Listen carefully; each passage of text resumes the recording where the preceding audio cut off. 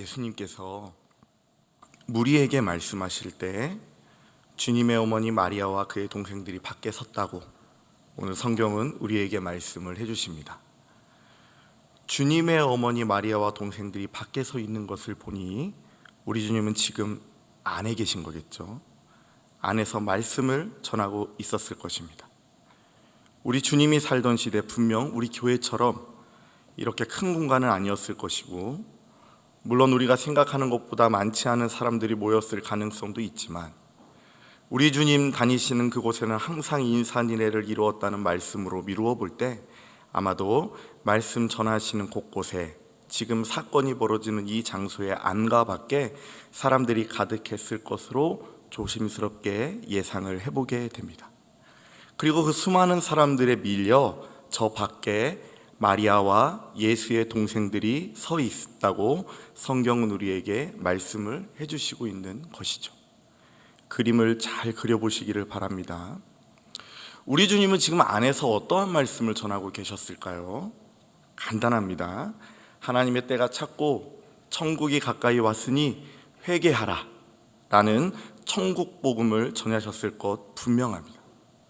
마치 산상수훈과 같은 천국을 소유하는 방법 등에 대해서 이야기하셨을 것이 분명합니다.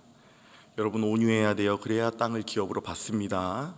긍휼해야 돼요. 그래야 긍휼함을 얻을 수 있어요.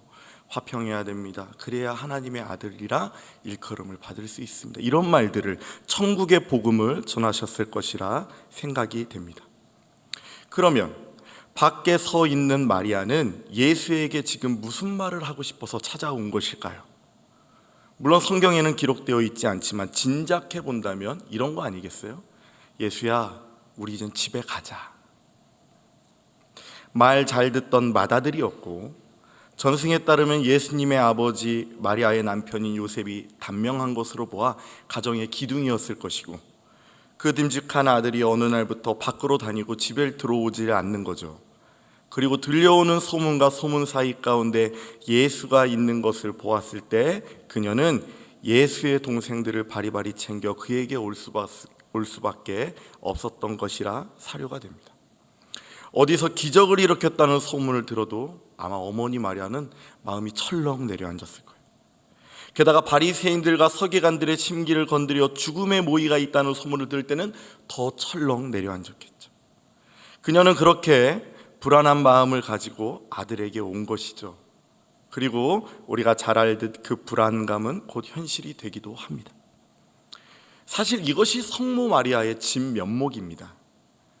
우리는 항상 마리아를 초상화 속 아름다운 형상의 처녀 마리아로만 기억을 하지만, 마리아가 귀한 것은 겨우 그 정도 때문은 아닙니다. 그녀는 진정한 인생의 어머니였고, 아들의 십자가를 따라 걸어야 했던, 어쩌면 십자가를 지고 있는 아들보다 십자가를 지는 아들을 보고 있는 더 무거운, 더 험난한, 더 아픈 십자가를 져야 했던 어머니였었겠죠. 그게 바로 우리가 보고 있는 이 마리아의 진면목입니다. 여하튼 그렇게 예수의 어머니가 문 밖에 서 있을 때 한 사람이 예수께 이야기를 했다고 성경이 말씀해 주십니다. 여기 당신의 어머니와 동생들이 당신께 말하려고 밖에 서 있나이다. 그랬더니 우리 주님이 뭐라고 하십니까? 누가 내 어머니고 누가 내 동생들이냐? 이러면 됩니까? 안 됩니까? 우리 거룩한 일 운전교회 슬로건 중 하나가 상식이 통하는 교회입니다. 오랜만에 자녀가 걱정돼서 찾아온 어머니한테 이렇게 하는 게 상식적이라고 생각합니까? 비상식적이라고 대답하지 마세요. 속으로만 생각합니다. 그런데 우리 주님은 왜 자신의 어머니를 향해 이렇게 무지막지한 말을 선포하고 있는 것일까요? 자, 우리 주님의 입장에서 한번 살펴볼까요? 우리 주님은 지금 천국 복음을 전하던 중입니다. 그런데 그 중간을 자르고 그 사람은 마리아와 주의 형제들의 소식을 전한 거죠. 우리가 이렇게 이야기를 나누고 있을 때 아무리 저 뒤에 전원숙 권사님하고 권순신 형제가 찾아온다고 해도 말을 자를 수 없습니다. 그것도 예의에 어긋나는 거죠. 하지만 우리 주님이 말씀을 선포하고 있을 때 그 사람이, 참고로 전은숙 권사님과 권순신 형제는 제 어머니와 형님이래요. 누군가 궁금해하실까 봐. 아무튼 그렇게 대화를 나누고 있을 때도 자르면 안 되는데, 하물며 우리 예수님이 지금 천국 복음을 전하고 있는 이때에 그 사람이 예수의 말을 자르고 들어와서 여기 당신의 어머니와 당신의 동생들이 왔습니다 라고 이야기할 수 있었던 그 근거는 무엇이었을까요? 그 담대함을 가질 수 있었던 이유, 예수님의 말을 자르고 얘기해도 된다는 확신이 그 사람에게 들었던 이유가 무엇일까요? 이거요, 예수의 어머니였기 때문에 가능한 일입니다. 그렇죠? 밖에 있는 그 여인이 베드로의 어머니였거나 다른 여인이었으면 이런 일은 일어나지 않았을 것입니다. 그 수많은 사람들 중에 예수와 말을 섞고 싶은 사람이 어디 한둘이었겠습니까? 하지만 그 모든 사람들은 안 되는데 이들만 가능했던 이유는 저들이 예수의 어머니이고 예수의 동생들이기에 이러한 일들이 가능했던 것입니다. 우리 주님의 말씀을 한 번 더 살펴볼까요? 누가 내 어머니이고 누가 내 동생들이냐? 여러분 아시나요? 세상 모든 사람의 기준은 나입니다. 내가 기준이 되어 살아갑니다. 선과 악의 기준도 내가 됩니다. 내가 악하면 나쁜 거고 내게 그리 피해를 주지 않으면 참을 수 있습니다. 그것이 누구여건 예외가 되지 않습니다. 그것이 대통령이건 아니면 목사님이든 누가 와도 상관없습니다. 내가 싫으면 그냥 안 되는 것입니다. 덥고 추운 것도 내가 더우면 더운 것이고 추우면 추운 것이 됩니다. 소리도 시스템도 방향도 나와 맞는 것이 맞는 것이지 나와 다르면 틀린 것이 되는 것입니다. 세상에 허름하고 미천해 보이는 어머니들 많고 많지만 그 어머니가 내 어머니일 때 특별히 마음이 더욱 쓰이는 이유는 내가 작용했기 때문인 것입니다. 이처럼 오늘 우리 주님이 지적하시는 누가 내 어머니냐라는 말씀은 폐륜적이고 비윤리적이고 비상식적인 말씀을 전하시는 것이 아니라 그렇게 자기를 향하여 살아가는 인생들의 전반적인 모습을 파괴력 있게 보여주는 장면이 되는 것입니다. 누가 내 어머니며 내 동생들이냐? 누구든지 하늘에 계신 내 아버지의 뜻대로 행하는 자가 내 형제여 자매여 어머니이라. 아멘. 사랑하시는 여러분, 기억하시길 바랍니다. 천국은요, 내가 기준이 되어 들어가는 것이 아니라 하나님이 기준이 되고 하나님 뜻 가운데 거하여 들어가는 것이라는 것을 오늘 말씀은 우리에게 너무나도 리얼하게 가르쳐주고 계신 것입니다. 에덴 동산은 어떤 곳입니까? 에덴 동산에 대해서 여러 가지로 설명할 수 있겠지만 결정적으로 그곳은 모든 것의 기준이 하나님이 되는 곳입니다. 하나님이 악하면 악한 거고요, 하나님이 선하다고 하면 선한 겁니다. 그러니까 선악을 알게 하는 나무의 실과를 먹지 말라고 했고 그것이 악하다고 이야기를 하면은 그게 악한 것이 되는 거죠. 그런데 무엇이 하와의 마음을 움직여야 합니까? 무엇이 하와로 하여금 선악을 알게 하는 나무의 실과를 먹게 합니까? 내 눈이 밝아져 내가 하나님처럼 돼. 죄가 무엇입니까? 단순히 남의 물건 도둑질하고 살인하는 것이 죄입니까?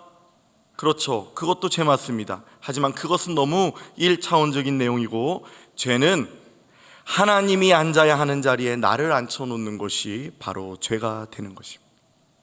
하나님이 기준 삼고 하나님이 주인 되셔야 되는 내 자아 가운데 하나님 잠깐 비켜보세요, 여기는 내 영역이에요, 내 마음대로 내 기준으로 내 판단으로 살아가는 그것이 죄가 되는 것입니다.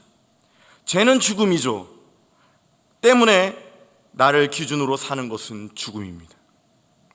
여러분 아시는지 모르겠어요. 이 당시에 에덴 동산 중간에는 생명나무도 있었다고 합니다. 그런데 그 생명나무와 반대되는 죽음나무, 그 죽음나무의 이름이 선악을 알게 하는 나무예요. 그럼 생명나무, 죽음나무라고 하면 되는데 왜 생명나무, 선악을 알게 하는 나무라고 하고 있을까요? 하나님이 기준이 아닌 내가 기준이 되어 선악을 판단하며 살아갈 때 그 삶은 죄의 삶이요 죽음의 삶이 시작되는 것을 이야기해 주시고 있는 것입니다. 여러분의 주위를 둘러보시길 바랍니다. 하나님 믿지 않는 사람들과 한번 이야기 나눠보시길 바랍니다. 모두가 자기를 기준으로 살아갑니다. 모두가 하나님들입니다. 내가 기준되어 내 모습으로 사물을 판단하고 저울질합니다. 그런데요, 하나님을 기준으로 삼으며 살아가고 있다는 우리는 지금 진정 정말 하나님 기준으로 살아가고 있나요? 아니면 누구보다 견고하게 나의 이익을 주장하며 우리의 필요를 내세우며 내가 선이고 너는 악이야 하며 살아가고 있지는 않나요? 정직한 시선이 오늘 이 시간 우리에게 있기를 간절히 소원합니다. 가인은 왜 하나님께 책망받고 살인자가 되었나요? 내가 드린 예배를 하나님이 받지 않으시자 얼굴색이 변하고 화가 나서 동생을 돌로 쳐 죽인 것이죠. 내가 드린 예배를 하나님이 받지 않으시니까 화가 난 거죠.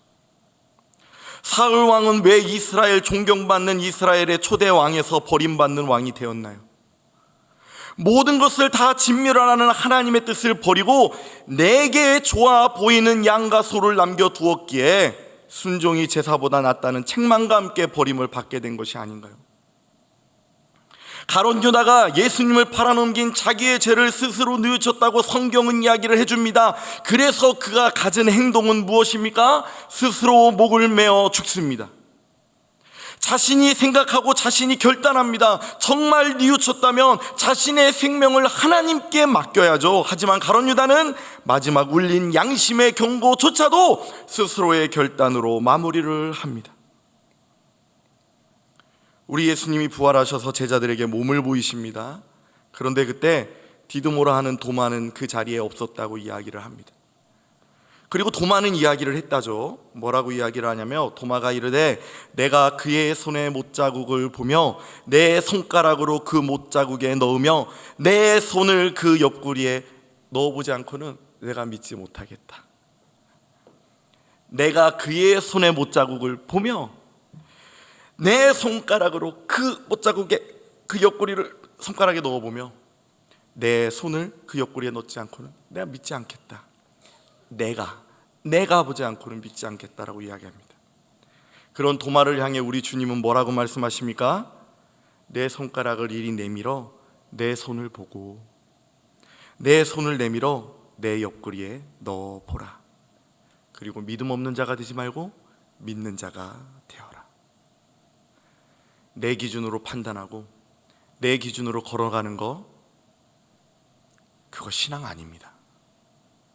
그거 믿음도 아닙니다. 신앙생활이 왜 어렵습니까? 신앙생활이 어려운 이유는 나를 지워야 하기 때문입니다. 내 판단과 내 생각을 지우고 하나님의 뜻으로 채우는 작업이 바로 신앙생활이기에 신앙생활은 어려운 것입니다. 우리가 왜 좀 쉼을 청해도 되는 이 불타는 금요일 밤에 이곳에 나와 찬양을 합니까? 우리가 왜 무엇이 부족해서 사회에서 직장에서 알 만큼 하는 여러분이 할 만큼 하는 우리가 왜 이렇게 다소곳이 앉아 부족하고 부족한 저라는 사람의 입술에 집중을 해야 합니까? 그렇죠. 주님의 말씀이기에, 주님이 기뻐하시는 자리이기에 나를 비우고 하나님으로 채우는 작업을 우리는 오늘도 지금 하고 있는 것입니다. 나를 비우고 하나님의 뜻을 채우는 시간으로 이 시간을 거룩하게 지내고 있는 것입니다. 나를 비우고 하나님의 뜻을 채우는 것, 이것이 바로 오늘 우리 예수가 우리에게 보여주고 있는 예수님의 꿈이고 예수님의 가르침이 되는 것입니다. 우리 주님 말씀하시죠. 누구든지 나를 따라오려거든 자기를 부인하고 자기 십자가를 져야 돼. 그리고 오늘 본문에서도 분명히 말씀하십니다. 누구든지 하늘에 계신 내 아버지의 뜻대로 하는 자가 내 형제요 자매요 어머니가 된다고 말입니다. 사랑하는 복된 주의 자녀된 여러분, 하나님의 뜻을 구하며 사시는 여러분이 되시기를 주님의 이름으로 축복합니다.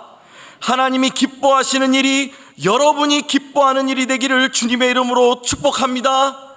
나를 기준으로 나를 주장하는 것이 아니라 나보다 다른 이들을 낮게 여기고 높여주고 사랑하고 섬겨줌으로 하나님의 뜻을 이루는 여러분이 되시기를 주님의 이름으로 축복합니다. 이렇게 말씀하시는 우리 주님이 쉬웠을까요?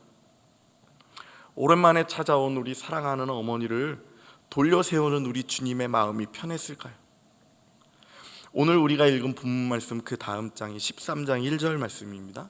13장 1절 말씀에 보니까 우리 주님이 이렇게 바닷가에 혼자 앉아 계시는 장면으로 시작이 돼요. 여러분, 바닷가에 혼자 이렇게 앉아 있으면 무슨 생각을 해요? 가스불은 잠고 나왔나? 지나간 내 여인은 잘 살고 있나? 이런 생각들 하십니까? 어쩌면 우리 예수님, 우리 엄마 잘 갔나? 우리 동생들하고 울면서 가진 않았나? 그런 생각을 하진 않았을까요? 주님도 마음이 아프고 때로는 모질기도 합니다. 하지만 그분은 기어코 그렇게 하나님의 뜻을 이루며 잠자는 모든 자들의 첫 열매가 되어 주십니다. 우리 주님이 탄생하는 날을 누가복음에서 보니까 가이사 아구스토가 영을 내려 다 호족하라고 명했다고 합니다. 잘 알고 계시는 내용이죠. 그래서 그렇게 이 땅의 모든 사람들이 자기 자신을 증명하려고, 그러니까 자기를 찾으려고, 나를 증명하려고 각자 자기 고향으로 향했고, 각자 자기의 고향으로 향해서 정작 우리 주님이 그곳에 임했을 때는 우리 주님이 있을 여관도 없었다고 성경이 우리에게 기록을 해주시죠. 저마다 자기를 챙기느라 아무도 양보해주는 이 없어 비천한 구유에 몸을 맡기십니다. 아이러니하게 모든 사람들이 자기를 증명하는데 우리 예수님은 자기를 하늘에서 떨어뜨리십니다. 그리고 이것이 바로 이 땅에 그분이 오신 모습이고 그분이 오신 목적이 되는 것입니다. 기억하시길 바랍니다. 나를 주장하는 자리에 구원이 없습니다. 나를 주장하는 공동체는 오래가지 않습니다. 나를 주장하며 사는 삶에는 만족함이 없습니다. 왜 그렇습니까? 우리는 연약하죠. 우리는 겨우 인생에 불과하지 않습니까? 또 우리는 우리를 잘 모릅니다. 천만리 바닷길 아는 사람 없듯 사람 속 아는 사람 없습니다. 내 맘도 내가 잘 모르는데 어떻게 기준을 잡을 수 있단 말입니까? 그러나 반대로 하나님의 뜻을 구하는 자리에는 구원함이 있습니다. 하나님을 주장하는 공동체는 흩어져도 흩어진 것이 아닙니다. 매사에 하나님의 뜻대로 하는 삶과 모든 선택에는 절대 후회함이 없습니다. 이건 하나님이 기뻐하시지 하며 내린 선택에는 절대 후회함이 없습니다. 왜 그렇습니까? 주님은 완전하시고 누구보다 우리를 잘 아시기에 가능한 일이 되는 것입니다. 부디 하나님의 뜻을 구하시며 하루하루를 사시기를, 그리하여 이 모든 것을 누리고 누리시는 여러분이 되시기를 주님의 이름으로 축복합니다. 공동체를 고민하다 보니까 세 종류의 공동체가 있어요. 나만 아는 공동체, 그리고 이해가 모인 공동체, 집단 이기주의라고 하죠. 님비 현상이라고도 하고, 그리고 또 오늘 성경 말씀대로 하나님의 뜻으로 모인 공동체. 우리는 어느 쪽인가요? 요즘 매스컴이나 들리는 소문들로 보면은 그 두 번째, 이해 집단, 어떠한 욕심이 모인 교회 이기주의라는 말을 많이 듣습니다. 하지만 여러분 명심하십시오. 교회는 그런 것이 아닙니다. 교회는 넉넉한 것입니다. 교회는요, 좀 져주고 좀 팔아주기도 하고 좀 불편해도 그렇게 주변을 넉넉하게 하는 것입니다. 무엇 때문에 이러한 일들이 가능합니까? 하나님이 기뻐하시는 일이기 때문에 가능한 것이죠. 부서 간에 다툴 일이 뭐가 있습니까?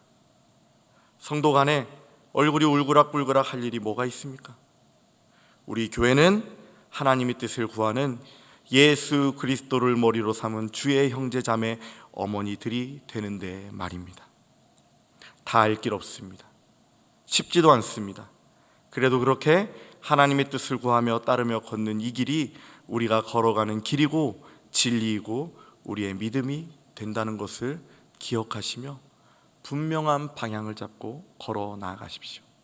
하나님이 여러분들의 발걸음을 지켜주시고 은혜로 도와여 주실 줄로 믿습니다. 복음서를 보니까 우리 주님이 십자가에 6시간 정도 매달려 계세요.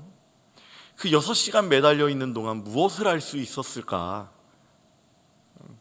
뭐 그냥 매달려 있느라 힘들어서 아무것도 못했죠 하면 저도 할 말 없지만, 또 어떻게 보면 무엇을 하려면 할 수도 있는 시간 같아 보여요. 그때 우리 주님 말씀하시죠. 엘리 엘리 라마 사박다니, 이 아람어입니다. 나의 하나님 어찌 나를 버리시나요? 이 모습이 여러분에게 어떻게 다가오시는지 모르겠어요. 이게 감정을 넣어서 읽으면요 대단한 절규가 되죠. 나의 하나님 어찌하여 나를, 원망처럼 들리기도 합니다. 근데 한번 감정을 다 빼보자고요. 감정을 다 빼고 위의 말을 아람어로 직역해드리면, 하나님 내가 어떤 이유로 버려지고 있나요? 라는 뜻입니다.